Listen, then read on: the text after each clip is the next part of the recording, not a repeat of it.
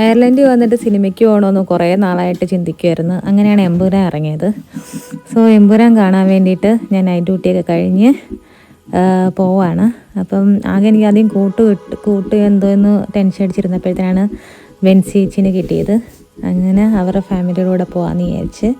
അങ്ങനെ ഇത് മെക്കും കാസിലാണ്. പിന്നെ എൻ്റെ ചേച്ചിയുടെ വാവയാണ്. പക്ഷെ വാവയെ കൊണ്ടുപോകാൻ പറ്റത്തില്ല, അതുകൊണ്ട് ചേച്ചി ഒരു വീട്ടിലാക്കിയ ഫ്രണ്ടിൻ്റെ. അങ്ങനെ നമ്മൾ പോയി. കോർക്കെന്ന് പറഞ്ഞാൽ നല്ല ഭംഗിയുള്ള സ്ഥലമാണ് കേട്ടോ. ഒത്തിരി കാണാനുണ്ട്, നമ്മുടെ നാടും പുഴയൊക്കെ പോലെ. അങ്ങനെ ഞങ്ങൾ തിയേറ്ററെത്തി. നമ്മുടെ അവിടുത്തെ ലുലുവിലെ പോലത്തെയൊക്കെ തിയേറ്റർ ഒക്കെ തന്നെ.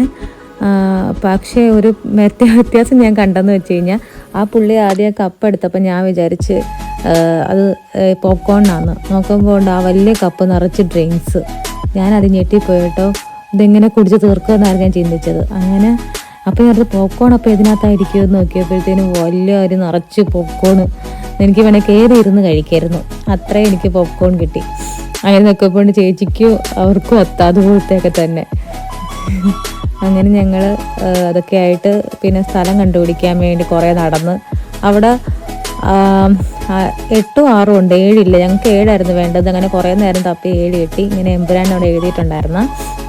അങ്ങനെ ഞങ്ങൾ കുറേ നേരം അവിടെ നിന്നിട്ട് ഞങ്ങൾ അകത്ത് കയറിയപ്പോൾ നമ്മുടെ ഇവിടുത്തെ കൂട്ട് തന്നെ, പക്ഷേ ഒത്തിരി സീറ്റേ ഉണ്ടായിരുന്നിട്ടുള്ളൂ.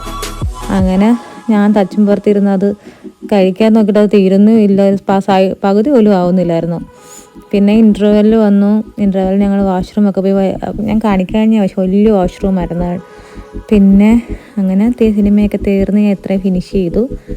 അങ്ങനെ ഞങ്ങൾ ബാക്ക് അവരെന്നെ കൊണ്ടാക്കിയിട്ട് അവർ പോയി. എനിക്ക് രാത്രിയാണ് പേടിയായിരുന്നു, അതുകൊണ്ട് പെട്ടെന്ന് ഓടി വന്ന് അകത്ത് കയറി. ഇതെൻ്റെ വീട്. ഇത്രയേ ഉള്ളൂ എൻ്റെ cinema first movie in Ireland.